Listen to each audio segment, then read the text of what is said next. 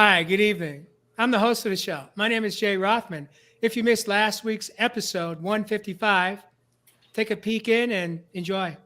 I used to pride myself on, I was a perfectionist and I, had this high work ethic for myself and I pushed myself, and priding myself on that wasn't the best thing for me because it wasn't positive experience. It wasn't a positive trait. What it meant was that I was super critical. I put so much pressure on myself. And even when I did perform at high levels or win, it was never enough. So I never celebrated my wins. And so I was just on this vicious treadmill of just beating myself up and being supremely critical and harsh. I mean, my internal self-talk, you would never say that to another human. Really brutal things I said and pushed myself and was just, I was a shitty person to myself.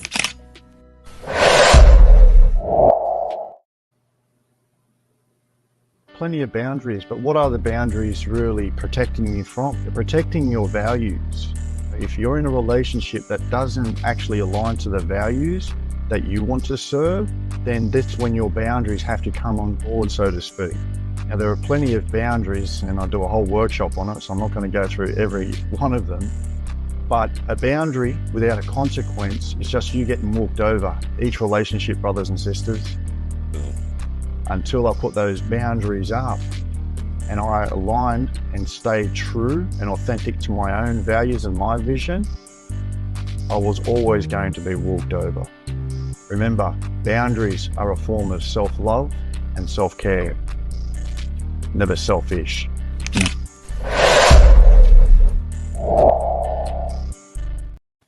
Welcome back to Real Men, Real Talk, Live.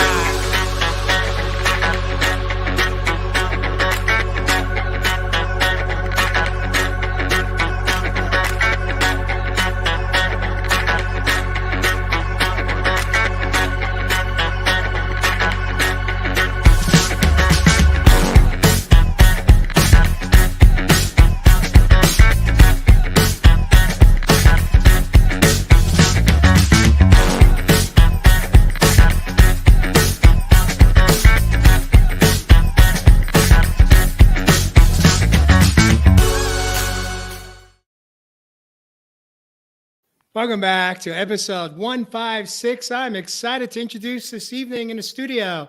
We have 𝙂𝙑𝙑, the man of the land from down under. He recalls himself the Aboriginal. Welcome back from Australia, 𝙂𝙑𝙑. As always, brothers, sorely missing one brother here tonight, but I'm sure Josh is with us in spirit. So looking forward to diving in. Yes. And of course, we have Jeff Fasano, calls Nashville, Tennessee home. Welcome back, Jeff Fasano. Oh, good to be back. Good to be back.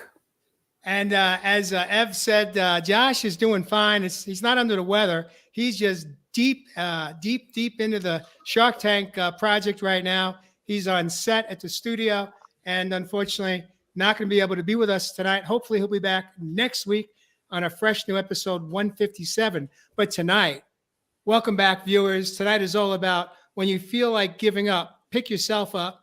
This is a topic that Ev introduced to us last evening. So I want to invite you to kick us off, get us hot, light us up, and get us in flow on episode 156 on Real Men, Real Talk Live this evening. 𝙂𝙑𝙑. Yeah, brothers and sisters on the other side of the pond here from the land down under, as always. Thank you from the bottom of my heart. And as always, we'd be nothing without you guys. So we'd appreciate, no matter what time you're coming in, you're always in divine time if you can share it out within your communities. When you feel like giving up, being able to pick yourself up, my brothers and sisters, it comes on the back end of a pretty big week. Helping clients around the globe, so to speak. And, one thing that really is starting to really still show within the collective is much of the adversity and hardships, a lot of the despair, the doubt that a lot of people are still going through within their own lives. And look, I know it's winter here. We're in that sort of cycle where it can easily go into this shell, and it's really tricky being able to pick yourself up after some of these things that we're all going through.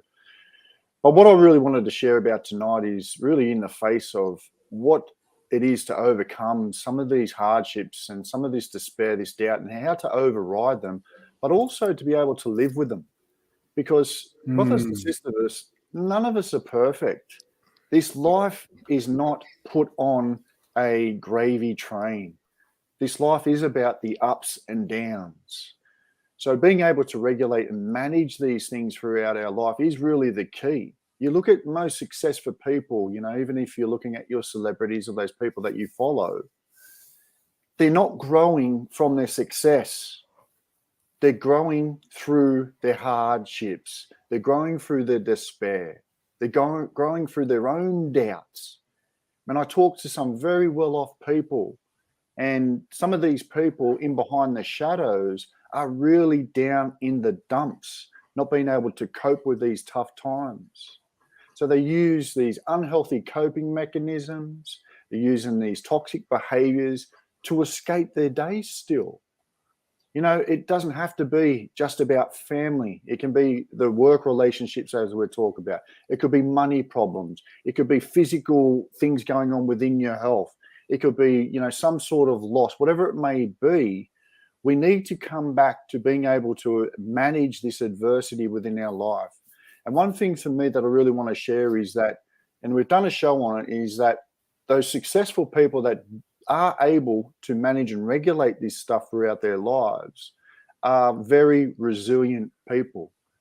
So it truly is your brilliance when we talk about resilience again. And I'm going to share some of those character traits tonight, but also some tangible steps to help you brothers and sisters that may be still going through some of these hardships. Because one thing that I have found, particularly through this week, is that other people are falling onto other people to take on their own accountability, to take on their own responsibilities, to take on the ownership of their own life.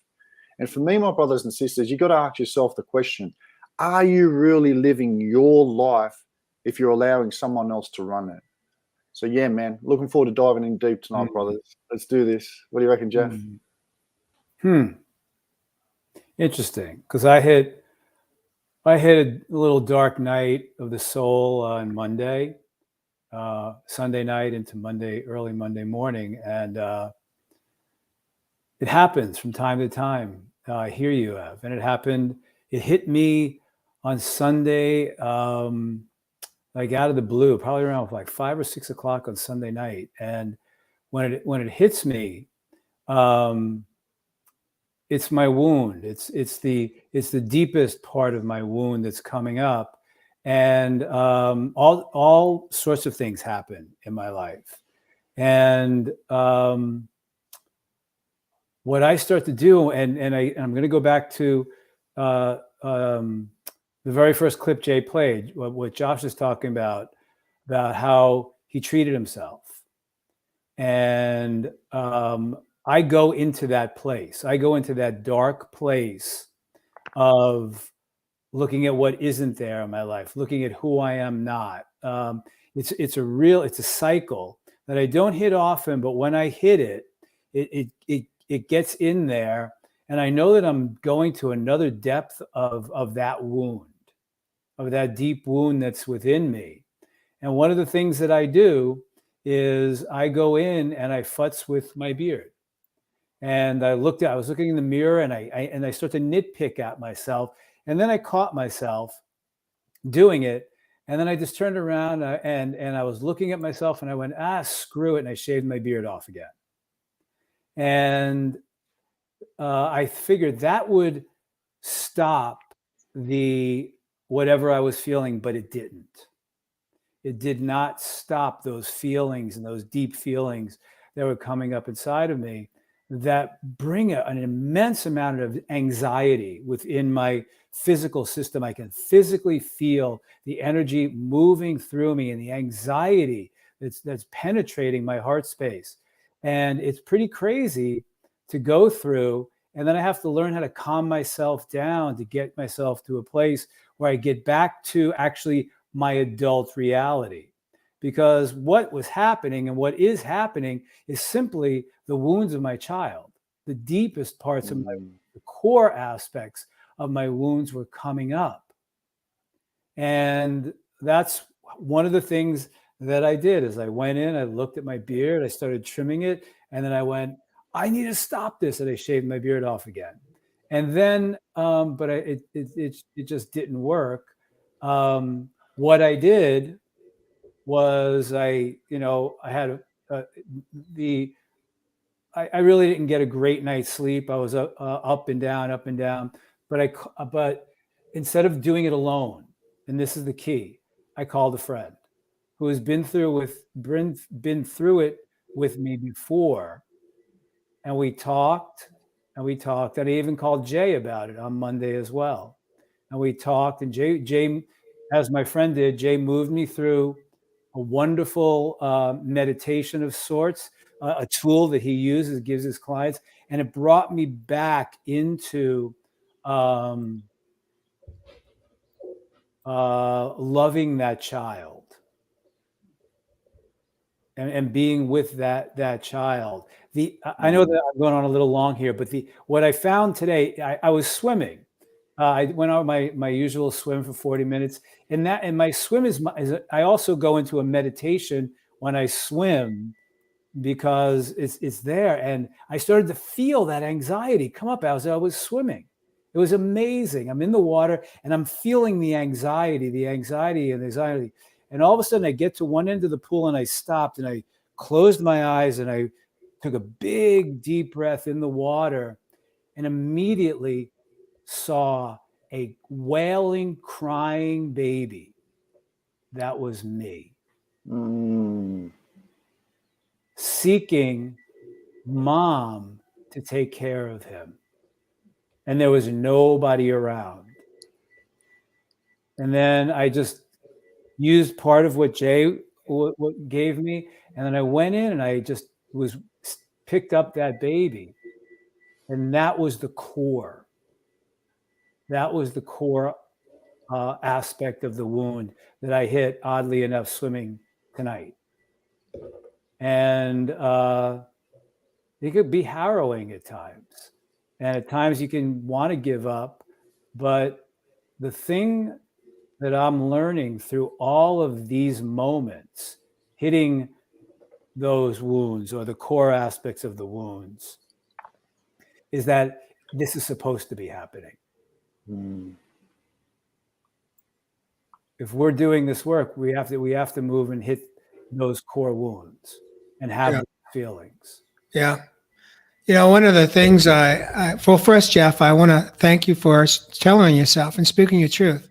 Most, not most, but the majority of men out there, we're just living in it, and we don't have the courage to even show up and telling ourselves when we're going through some would call it a dark night of the soul, or even if it's just a moment.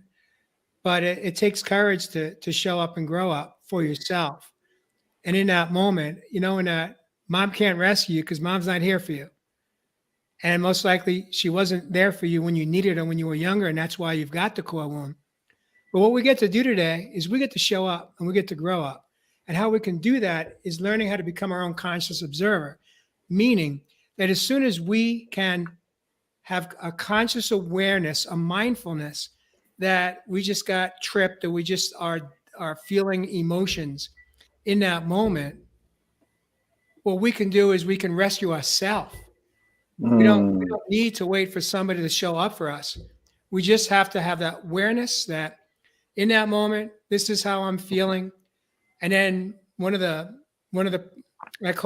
vital that I use is I'll close my eyes and I'll literally ask myself in that moment, how am I feeling emotionally?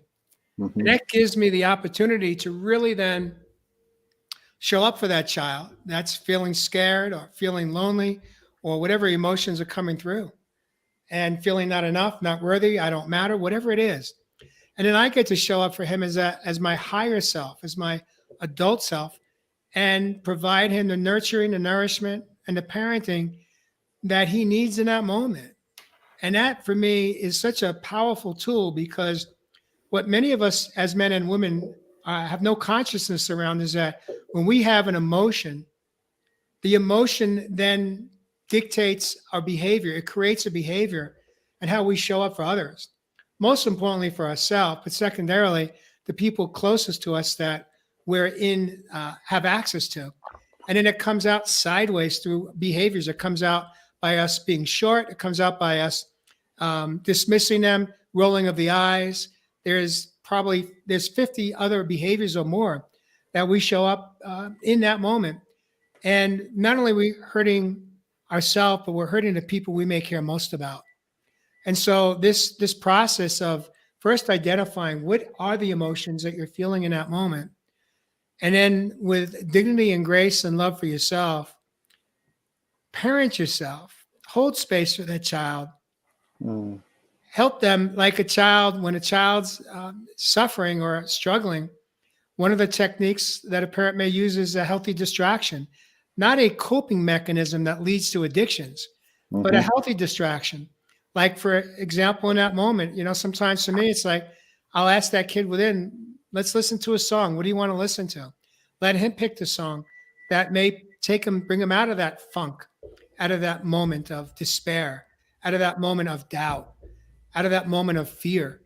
And then I hold space for him, and there's many different techniques that we're going to share tonight on how we can nourish and bring comfort to that part of ourselves that in that moment that just got tripped or triggered, so that we don't take it out on others through toxic, harmful, hurtful behavior. That's the key right there. What do you make of that, Ev? Both you say some beautiful things, brothers. I just want to first of all to say, Jeff, man, thanks for sharing that. It's a beautiful story. And funnily enough, I was talking to a young brother at the gym through the week, and he'd just had his first visit within one of those float tanks. And he actually mentioned to me that he found himself similar to what you're saying, Jeff, where you start to build that anxiety, something's coming up. And he actually said within that float tank, under that water, he started to feel this anxiety build up within his body. And, after he relaxed himself and just said to himself in his mind's eye, intentionally, everything's okay. We're actually going to be okay here. We're okay. Then he was able to relax and fall back into and actually not be a part of the body that may have been storming some, trauma or whatever it may have been within him that was trying to fight for this part of him, not allowing himself to be under that water. Who is that part of us? Well, as we know, it's the ego. The ego wants to keep you safe. It wants to keep you secure, but it also wants to keep you in your so-called comfort zone. And one thing for him, he mentioned, what I loved about this first experience with this float tank underwater is now I can break out of my comfort zone. I'm actually able to, experiment and explore other things within my life. And then he started talking to me about, how he felt within the gym environment, that everyone's always judging him. And I said, these are some of the steps to help you relieve some of that judgment, because there is only one person that is really judging, and it's you. You're judging yourself. So I know I'm jumping here, but from his experience, we've got to start really asking ourselves, brothers and sisters, who is actually driving the vehicle? Who is driving the body? Is it still the wounded child? The wounded child's driving the body, then it's the ego that's driving the body to protect the wounded child. Or is it now, as Jay's just mentioned, the observer who's now come in, which I actually talked to this guy at the gym about, coming outside of your body and now looking down from outside of the frame. Feel those emotions that you felt underneath that water.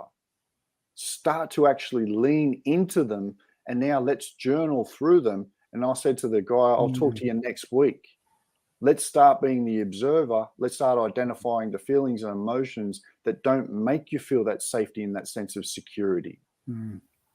So, yeah, man, I love that story, Jeff. It really synced in with that water thing that I was talking about with that guy. So thanks for that. Yeah, you know what I've been doing too the last couple of days is I'm not a big journaler, but I started doing it.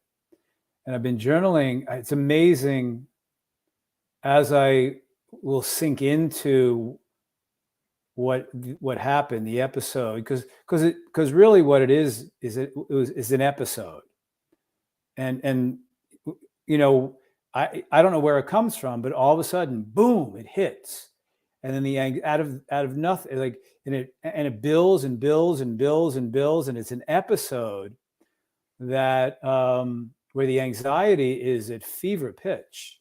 It's an amazing feeling.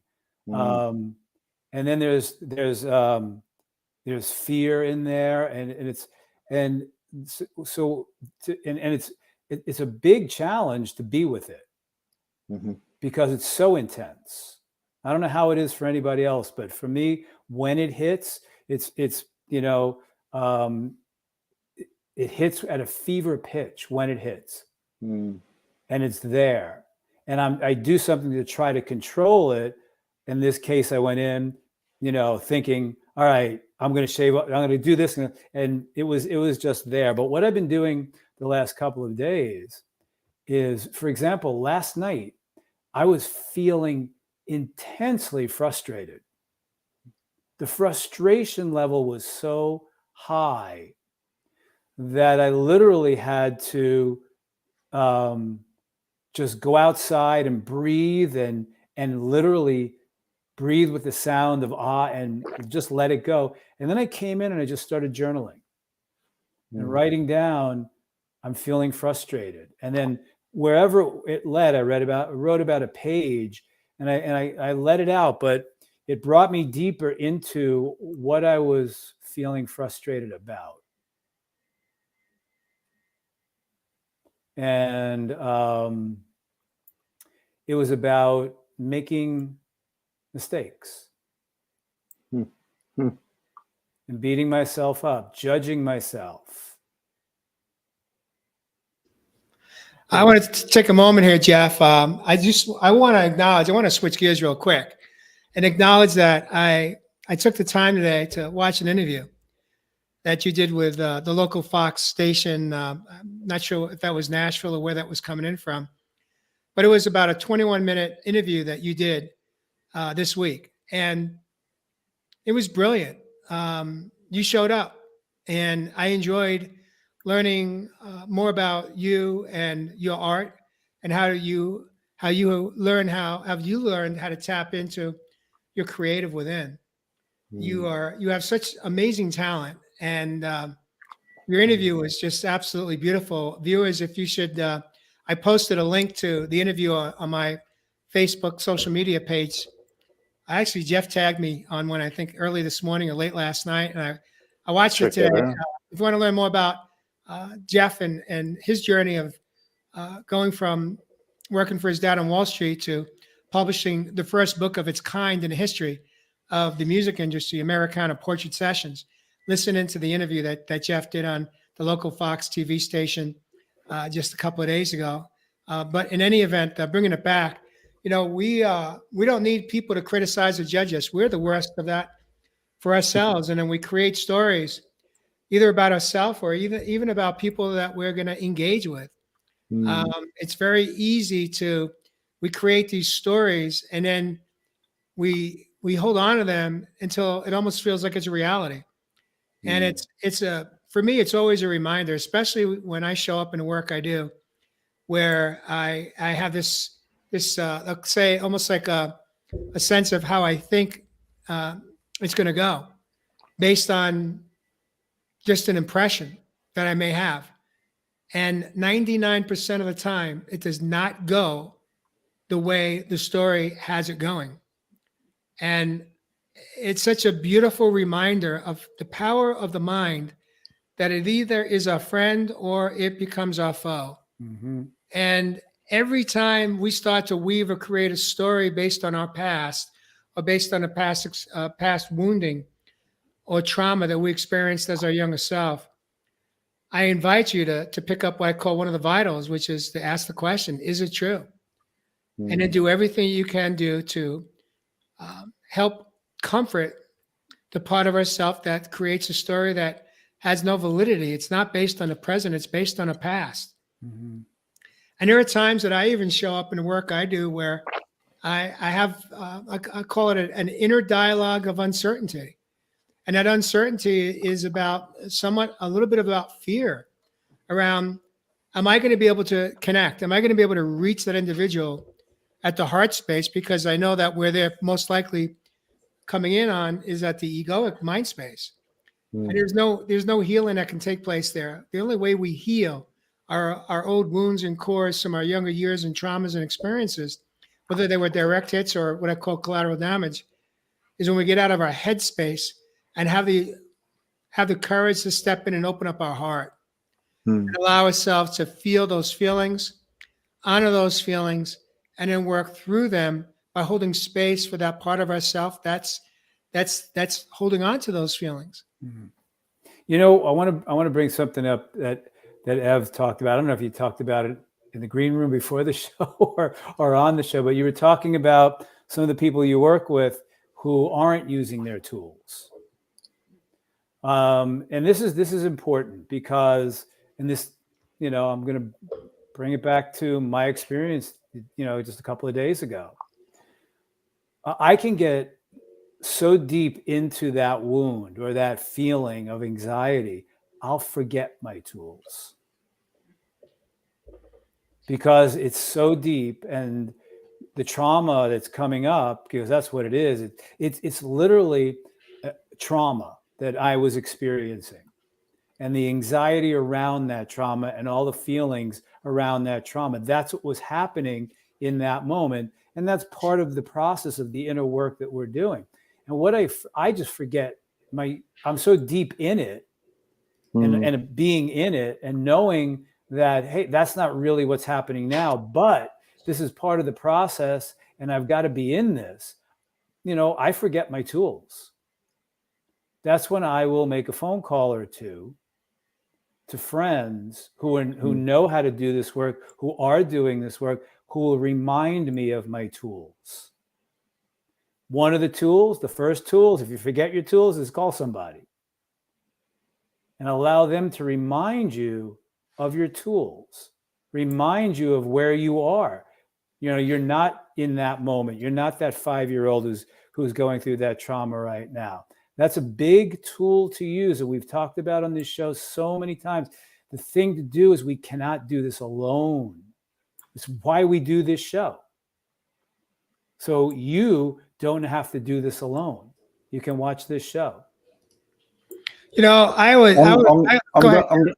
ahead. Ev.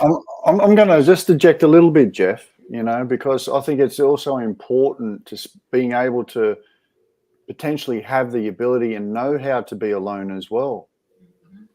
Because sometimes when we do go asking other people for their guidance and their advice, they've already made up decisions based on their own experiences and their own beliefs. But when I found myself going through some of these hardships and, you know, some of the big adversities that I've been through that I've talked about, when I spent time alone, it made me connect even closer back to myself, where I was able to really identify and feel some of those emotions like we're talking about here tonight. That alone time also, it helps me unwind. When I find myself around in a lot of groups, it really feels like there's so much energy to take in, particularly being able to feel a lot of people's energy when I'm in that close proximity. But we only have the answers, my brothers and sisters. We can always seek counsel like Jeff's talking about. Mm-hmm. But when we actually are able to spend this time alone, it actually builds your self-worth. Mm-hmm. It builds your self-esteem. These add up to your self-value. So for me, you know, spending time alone is really important. And no doubt, being able to seek that guidance, support, and counsel of people that you trust and revere is also important. But if you haven't been able to spend this time alone initially, then you may find yourself working on someone else's time, so to speak. So I've never said to myself that spending time alone is not the way to go. Because when you actually look up that word, and I've said that before, alone is to be all one. Lonely is your decision that you are isolating yourself. There's a difference. Wow, I think we just nailed another short clip for during in between next episode and this one. That was beautiful, Ab. You know, I want to share an example. I'm going to step out a little bit here, but a week ago, I witnessed for the first time in my intimate relationship with my partner something that I had never witnessed before. She had some anxiety around the largest micro weddings that she was gonna show up for, and I actually was. She acknowledged it to me. She said, "I'm feeling anxious." And in the past, what I would have done was I would have been right there to rescue somebody that I care about. I would have done everything to try to rescue them out of their anxiety. But instead, I just kind of asked her, I said, "Is there anything that I could do for you?" And what she said to me was, "No, I just need to work through it. I need to work through it for myself." Now, the reality is that first and foremost, although she was struggling or she was in conflict with this anxiety a little bit, I don't want to say I enjoyed seeing that part of her, but I honored that part of her because it was a part of her I had never seen before. And instead of me showing up to, pull out the blanket for her or rescue her, I gave her the space to work through it. Now, I did say to her, "I'm here for you. If there's anything I could do, I'm right here." But what ended up happening was she worked through it. And she did an outstanding job. She was absolutely beautiful in her work that she did. Now, it wasn't until I think the morning after the event where I shared with her, I said, "Here's my truth, Mary. I was kind of anxious too, but I wasn't going to tell her that in that moment because I didn't want to take away from her working through her own stuff. And I needed to work through my own fears around that event.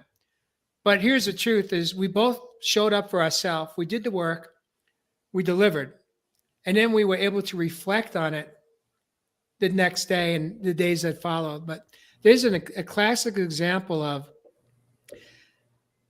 how when we show up for ourselves, just by expressing, being able to tap into true essence of the emotions that we're feeling, sometimes just by expressing it, it helps to relieve some of the pressure around it.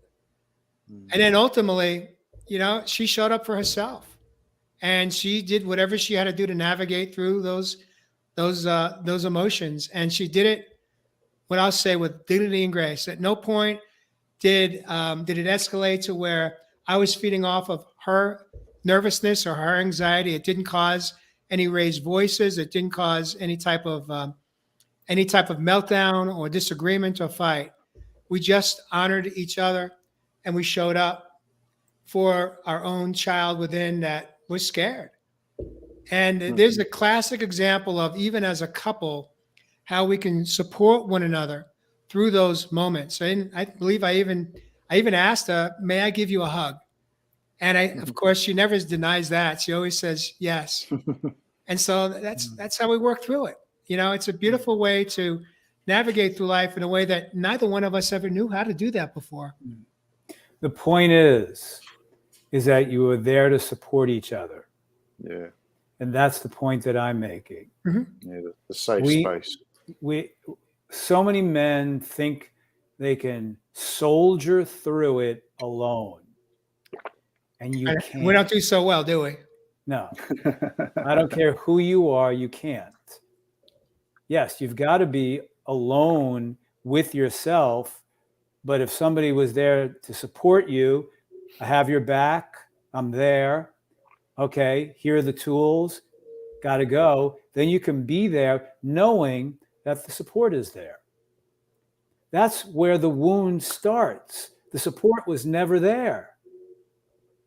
The support that wounded child needed was never there. The parent didn't even know how to do that. If that baby was crying, and reaching out for mom, and mom didn't show up, boom, that's where the trauma is. That's where it starts. So what we're seeking is simply just someone to have our backs, that supports us where we are, not fix us, not anything else, just to be there to support us with some suggestions. What do you need? I need to handle this on my own right now. Okay, cool. What do you need? Well, I really need, maybe we can meet, we can talk. Okay. It's the support that we need to know that that support is there. Beautiful. Got it. That's a valid point, Jeff. I want to switch gears here and move us right along and ask this question to both of you. How can we stay motivated in difficult times when in that moment we feel like giving up? What can that look like, Ev? No, man, there's many tools. And, you know, this is what I'm talking about. Characteristics of these resilient people. For me, they're people that have always got a why. They've got purpose. They've got goals. They've got intentions. They may not be quite at that end goal, but they realize that short-term gratification can be delayed. Now, what do I mean by that? One thing behind that is that you may have to sacrifice those times out. You may have to sacrifice doing that, doing all these things to allow for this time to lean into some of these emotions like we're talking about tonight and really start to become the identifier or observer of your life and asking yourself through self-awareness, why have I got myself into this position up until this point in my life? Where have I come from in the past? You know, when you're able to identify that why, then you ask yourself, well, why am I here? So your why allows you to create that purpose. That purpose then gives you meaning in life. It takes the focus of some of these hardships, of some of these adversities, of some of these traumas that are in the past. Remember, these adversities, these hardships, they don't define you. They should only start shaping you of who you are becoming today. Mm-hmm. And who you desire to be within the future. So when we're able to have that why, that vision, that purpose that gives you that meaning within your life, then it allows you to be able to, whether you need to, you know, upskill in something within your life. You know, you might even want to, we've talked about passion being within your life. You may want to revisit some of those things to take that edge and take the focus off some of these hardships and adversities and that doubt and despair that we're talking about. Mm-hmm. Now, one other thing for me, and it's a beautiful quote. Oscar Wilde said it beautifully. To love oneself is the beginning of a lifelong romance. You got to love up on yourself, my brothers and sisters. If there's one thing you can do for the rest of this month, what are we in? June 9. Let's do it for the rest of the month. Let's have the power of being kind to ourselves. Mm. Drop one win or one strength now for me down in the comments if you're watching this live, even if you aren't. Celebrate your strengths. Celebrate your weaknesses. Celebrate your small wins. When we can allow ourselves to be kind to ourselves and choose this frequency as opposed to focusing on some of these hardships that are just getting recycled by these emotions and these self-doubt beliefs from the past, then this starts healing the mind. And that's why it's so, so important for our mental health that we start to fall back in this power of being kind to ourselves. Mm-hmm.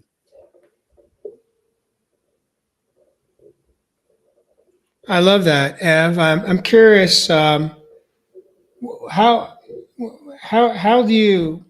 do you access love for yourself when you're, how do you get there?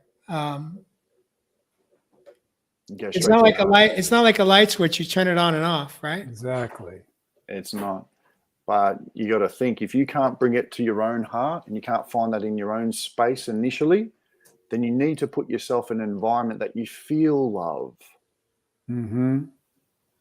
Where's that place that I go? It's called nature. I go out on country. I go out in the back garden. Love is all around. So you may have to seek that counsel from the external initially. But then, as I've talked about at the start of this show, then the self-building comes from being able to build that self-esteem, that self-worth, that value that builds the confidence that equates to being you, being able to find that love within yourself. Surround yourself with love, brothers and sisters. I'm curious, from your perspective, either one of you can jump in. What role can nutrition play in the health of the mind, neurologically speaking? It's a form of self-love, isn't it, Jeff? What we're putting into our what you body, put it, hopefully, hopefully that's a form Well, of that's self-love. I mean, it's a part of it. How much do I love myself, and what am I putting into my body? You could, we have to love ourselves emotionally, spiritually. We also have to love ourselves physically, and ask yourself, what am I putting into my body? But you're still going to have, if you're doing the work, you're still going to have moments of where that wounding is going to come up. Well, the wounding is going to come up no matter how deep into the work. I'm in it coming up on 8 years, and we're still going to get triggers that bring the inner child right bubbling back up to the surface. Yeah, it's going to be there. I think it's going to be there till we take our last breath. The difference is having the awareness that by the grace of God, here again I go. I just got tripped. I just got triggered. I got activated, as 𝙂𝙬𝙘𝙠 once said on the show here. And through that, having that clarity in that moment, then we get to reach for a tool. It could be water. Sometimes I find that if I'm behind in my water intake for the day, which is probably the most important neurological source you could feed your brain, is if I'm finding that I'm feeling off a little bit emotionally in that moment, I do a check-in. Where am I at? First thing I do is ask where I'm at with my water intake. And 8 out of 10 times I'm behind. So in that morning, I grab a 20-ounce bottle of water and I chug it down just to play catch up. And within minutes, whether it's a placebo effect or not, I'll take it. Thank you very much. So it could be, it could be water. It could be sometimes we're just tired. We had a rough night. We didn't get a good night's sleep. We had a lot of awakenings for different reasons. Then we get to make a different choice there. We could lay down, do a quiet meditation or guided meditation, give ourselves permission to go into a different space, a different state. And that's just another example. Like also connecting, reaching out to a friend, reaching out to somebody that I did that last night. I had a consciousness that there is a couple that I've missed. I haven't spoken with them in some time. So I called them on a video call on WhatsApp. And I don't know, we must have been on that video call for over an hour last night. And it was beautiful. I got fed. I believe they got fed. We had an absolutely beautiful renewal of the relationship that's been some time. I think it was February, the last time we had spoken. And so there's so many different ways to connect, all one, whether it be with ourselves in nature, whether it be with a friend in nature, whether it be through nutrition, whether it be through a video chat, whether it be through journaling, a very powerful tool. Very powerful tool. And one of the greatest gifts I got from journaling was, I've shared this before, is when I got the download that it's time to read out loud what I just wrote. And then I'm able to receive it vibrationally through my whole body temple. And then if the tears didn't flow when I was writing, the tears will flow when I'm reading out loud. Almost inevitably every single time. And every time that I give myself permission to open my heart, feel the emotions and express them through tears, there's such powerful healing that takes place in that moment. And that's coming from a kid that was told when he was crying, you want something to cry about? I'll give you something to cry about. Anyone ever experienced that as a child?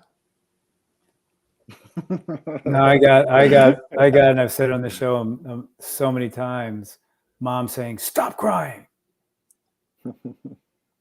But not to make light of this, but what I did the night before last, what was it last night? Night before last, I went in and made myself some pasta with artichoke hearts. That'll always bring it back to a lot of joy for me. Beautiful. Beautiful. But it was quinoa pasta. There you go. There you go. But there's that. I grew up on that, and that was always so enjoyable for me. So when I want to do something, I mean, I don't go for regular pasta or any gluten or any of that stuff. And I just went in and made some pasta, quinoa pasta with artichoke hearts, and I was in seventh heaven. There you go. Beautiful. So again, what I'm hearing you say, Jeff, is we could make healthy choices to provide comfort to the child within. That kind of brings us back to those things that gave us comfort. Yeah. You know, sometimes we can give ourselves a cheat night, as long as it's not every night like it used to be for me. But what I want to do is take a moment here just to take a breather, a break, and enjoy this clip from last week. Not I'm stupid. I made a misstep or mistake. What lesson can I learn from it so I can learn for next time? When we're able to reframe some of these things, we're able to decalcify these wounds, this toxicity that's laid dormant around our heart space, whether that was programmed down from those loved ones, those teachers that talk shit on us, whoever it may have been. You actually take your power back. You build your own self-esteem, your self-respect. And so then you can clearly and with clarity start communicating and express from this throat chakra that I'm talking about. And that's why it's called the inner queen or the inner king. It is the seat to the throne.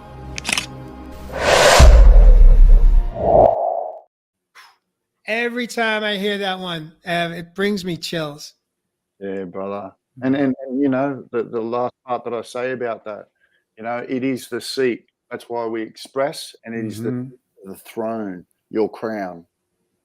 And, you know, when we're able to express some of these beautiful feelings and emotion, we're able to express that king, queen within inside of each and all of us. But like we've talked about there, if we aren't putting in or consuming the right foods or substances, you know, I made a note there of, you know, the B-roll in the background. That brother there, he's letting go of the alcohol. He's letting go of the grog, the stuff that calcifies, the stuff that is toxic to you being able to be more self-aware within your life and bring this self-love that I'm talking about. So yeah, man, that was a deep one, Mr. Rother, man.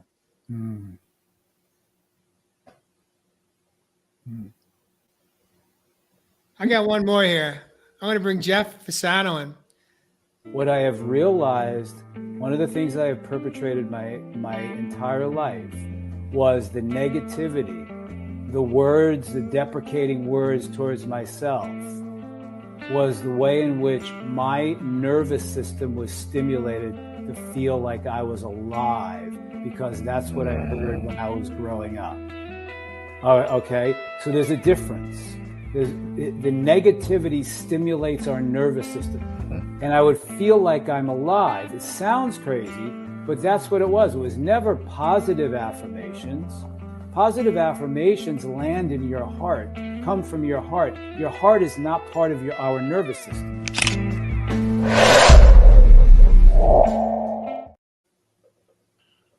What do you make of that? Well, that's what I had an attack of the nervous system on Sunday night. Such an important part to understand. Again, you know, what are we running on? Are we running in that parasympathetic or sympathetic nervous system? There you go. You know, that's the information highway. It's taking in all of the information from the outside and sending those signals to your brain. But most people, like we mentioned last week, man, is still running on the flight or fight. You know, I'm gonna. What just came up for me is that there's so many wonderful things going on in my life right now. The old behavior, the ego on Sunday night came in and said, all of this wonderful stuff, you're not used to that. Let's create some drama in your life. And that's what happened Sunday night. It is amazing. All of the wonderful things. Life is fantastic. There's so many things going on in my life with this book and the things that I'm doing, and all of the wonderful love that's coming at me and into me. At times I was like, what do I do with this? This is wow, I'm not used to this. I'm receiving it. And all of a sudden an old behavior came up and said, we got to create some drama around this so you'll be able to see that you're still alive. And boom, the wounding came up, the trauma came up, and then the negativity came up, and I fell into that. Not for a long time, but fell into it. And then when I caught myself at some point on Monday, I went, wow. I have a different perspective, Jeff, and I want to share it with you. The part of ourselves that is ready to sabotage it's just what's coming forward for me is that the wound is that I'm not worthy of this. That's the ego. That's part of it. I'm sorry. It's not the ego. It's our inner child that is not able to receive all the gifts that are coming forward for you right now through this brilliant place, the season that you're in right now. This feels very foreign to little Jeff. Little Jeffrey's not accustomed to being acknowledged, being seen, being heard, being honored, and receiving all the love that's coming with this new season in your life. And so it's the boy within that is still saying, this is so foreign. I don't know how to receive this love. I don't know how to receive any of this because I'm still not worthy. I don't matter. And then what the ego does is the ego's the part of you that shows up to protect the little boy, and then creates that next level of pain in his best way to cope, to protect the little boy. But in reality, his best approach to protect you is actually harming little Jeffrey. But what we get to do differently is you get to show up for him as your higher self, as the parent of that little boy, and provide to him what he didn't receive when he was a child. Remind him how worthy he is. Remind him how hard you have worked to have this experience in 2023. You are worthy of it. You do matter. You are loved. You are brilliant. You are talented. You are incredibly creative. But here you are showing up, self-sabotaging, creating the drama as you just described. Why? Because at the deeper, profound level, that wound that's still there to some extent saying, I'm not worthy of all this. I'm not worthy of any of this. So I'm going to create this mayhem, this inner turmoil, so that I could go back to feeling what I'm accustomed to feeling, which is I'm not worthy of any of this. And then we can't accept that as our truth, or we can deny that as our truth. Show up for that boy.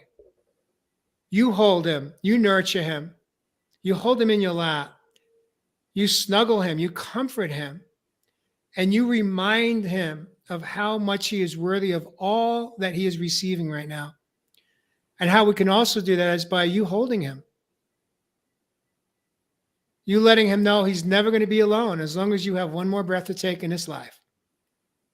And you embrace this moment, this season with him, and teach him, show him that he is worthy of all that is presenting itself in this moment. My question to you is, are you able to receive what I just shared with you? You nailed it. You just interpreted what I was just saying. Yes. Yeah. It's exactly, yeah, you nailed it, Dr. J. Dr. J. Yeah, it's exactly what happened. And it took me a day and 2 phone calls, one to you and one to another friend, to go, oh, wow, that's exactly what, folks, what Jay just said is exactly what happened. to go And again, back to I have a something, chill, so I know it's the truth. to go back to something that was familiar, which was beating myself up, whatever. That's what my nervous system has always been used to. Yep. So I went back and I've recreated it because it was familiar. Well, one of the things when I came out the other side, I went, I can't, that's not real. This is not, this is ending. That is ending. And then I called Jay, and then I called my friend Randy, and we talked about it, and I felt, and then Jay nailed it. That's what I did. That's what happened, because that's what is familiar to me. Right. And it will continue to happen until you show up as your adult higher self, each time catching yourself in that free fall. Mm-hmm. And before you land injured, hurt, in pain, catch yourself midair, grab yourself, hold that boy, and love him until he begins to believe it as his new truth. And I've been doing that, but here, so you asked Ev a question recently. When we're in this, what can keep us moving forward so we don't sink or indulge into it? I got a lot of shit going on. Good. Good. I've got so many things going on that was one thing that snapped me back into adult reality. Wait a second. I got a massive exhibit in 2 weeks that I got to have prints made. I have another one right after that. I've got this. I've got to do this. I've got to do that. So I snapped back into reality, into what brings me all this joy. So the cool part about this was I didn't languish in it for a day or 2 days. I caught myself. I did react. I did shave off my beard. I did that. But the bottom line is I caught myself and brought myself back into what I am doing in my daily life every day. It's fantastic. Beautiful. Welcome home, Jeff Fasano. One more time. Welcome back. Welcome back. Ev, I want to invite you to close us out with closing thoughts, words of inspiration. That was beautiful, Jeff. And, this beautiful journey, like I mentioned at the start, we're going to have these ups and downs, brothers. This is a roller coaster ride we call life. And we're going to be hit with these hardships. We're going to be revisiting some residue, as I always say, from the past. But these allow us to just see how far we have come.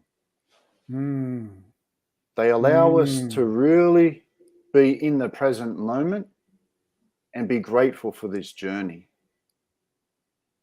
So for me, when I was in some of these hardships, when I was in those adversities, when I was going through those relationship problems, the whole idea about changing and shifting my career, I always had my vision imprinted. I always had that in my forefront to know that I had purpose and still had meaning within my life. Now, when I started to become more self-aware of what some of that past stuff was holding within me on an emotional level, that's when I actually started to really lean into and feel some of these emotions and start to see, like Jay's mentioned, from the observer side, that, you know what? I'm actually not my emotions. They're a tool, they are a part of my experience, but I am not my emotions. We are not our thoughts. When we can come outside of that side of ourselves, my brothers and sisters, and see that the emotions that I was feeling, anger, actually allowed me to stand up more for myself. Sadness allowed me to be able to appreciate this journey that I've been on. But when I fell back into joy, my brothers and sisters, that really did allow me to be grateful for all of this that we go through as a human.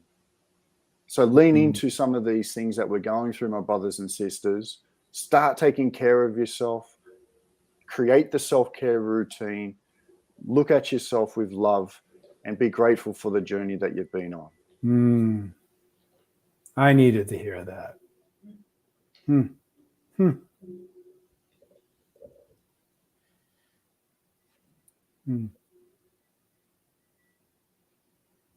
Well, I think we got ourselves a show. However, before we head out, I do want to share this one last clip because this clip had tremendous meaning in my younger years that really defined how I showed up in my life. You're nothing but a dreamer, Jay. Now, what those words, how those words impacted me in that moment, I didn't receive it as a thank you, Mom. I received it as, you're not going to make anything of yourself in your life. You're nothing but a dreamer. You don't have what it takes. Now, she didn't say those words to me, but that is how I received it right here in my heart as a 17-year-old teenager. In that moment, I sat with it. I felt it. And what those words that came from my mom's mouth did for me is it created my drive to show my mom that I was not just a dreamer, but that I can create, that I'm not a loser. And those words was the power tool that brought me into my career. And with that, I love you guys. See you next week on Real Men, Real Talk. Real talk. Ah!